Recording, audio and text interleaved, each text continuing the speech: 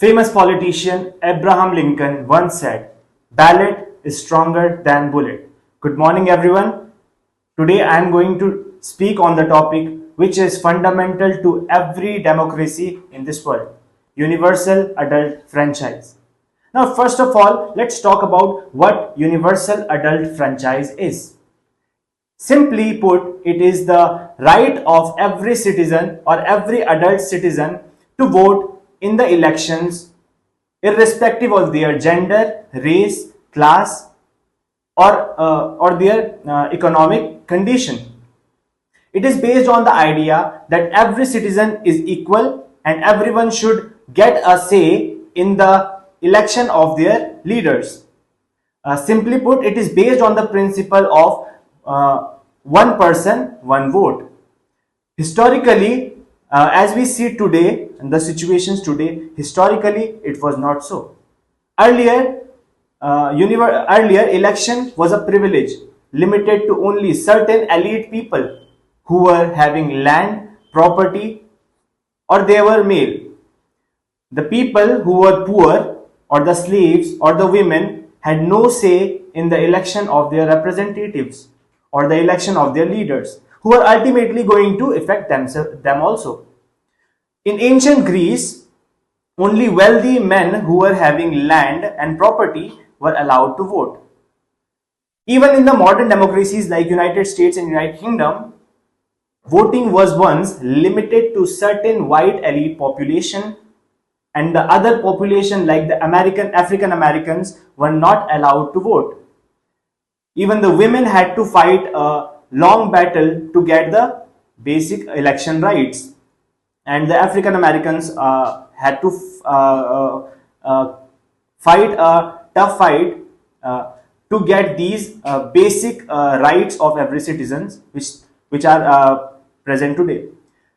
Now, why this universal adult franchise right is so important?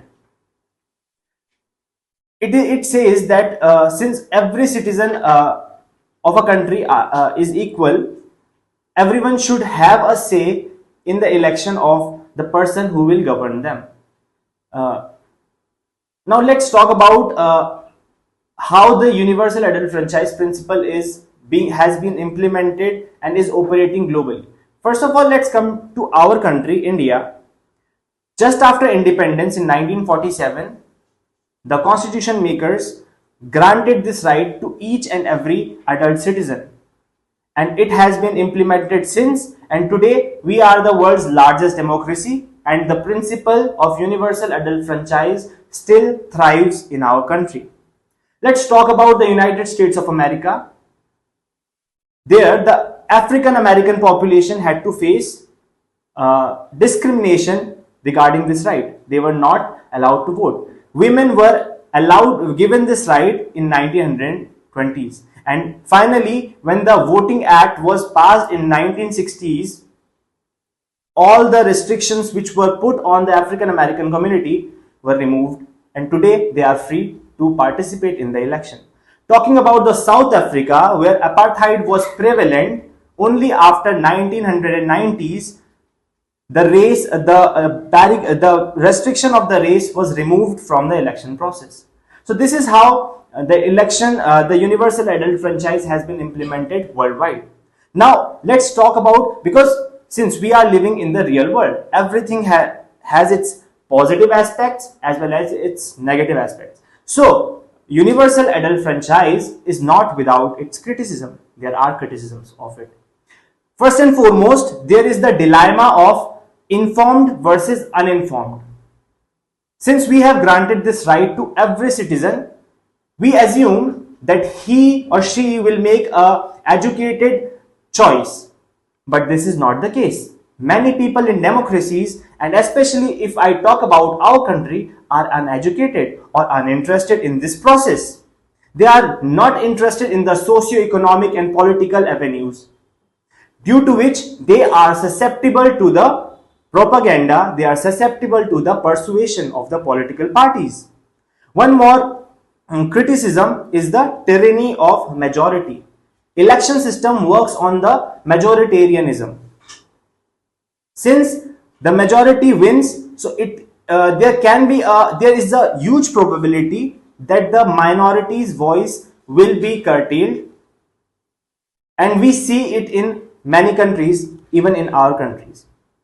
One more shortcoming of universal adult franchise is the short term thinking in politics. What happens?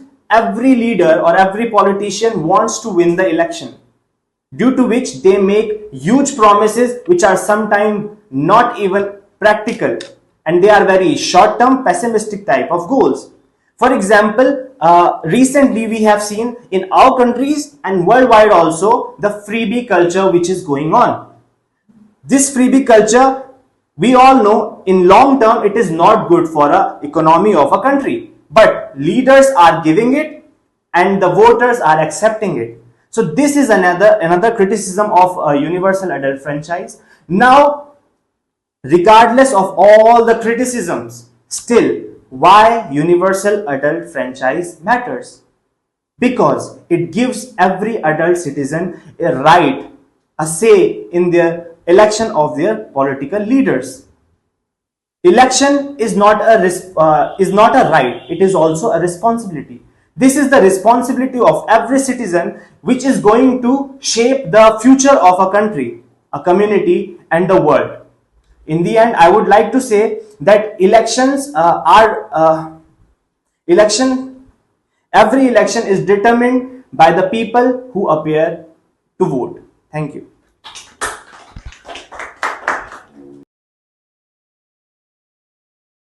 Okay, Shubham, how do you think universal adult franchise address economic disparities and inequality? Yes, sir. So when we have given the right of election to everyone, every section of society, be it the poor or the rich, the poor will have a say in electing their leaders. So a poor will elect the leader who will favor them. So in that case, if a political party is going to implement certain policies which will favor the poor population, obviously they are going to elect them. So it will ultimately benefit them. Okay, Shubham, what we have achieved out of this? A heavily polarized society where people are kept illiterate so that they can vote for the leaders. And I don't think so that universal French, that this thing system has helped. What do you say about this? Heavily So polarized society has been created. definitely, the polarization was earlier also. Today, if there is a Hindu-Muslim divide in country, earlier there was Brahmin Kshatriya divide or the caste divide. So division will always be there. But the thing is, every citizen, since we talk about equality in the modern days, so every citizen should have a right. So everyone gets a right. Then we uphold the principle of equality by giving this right to every citizen.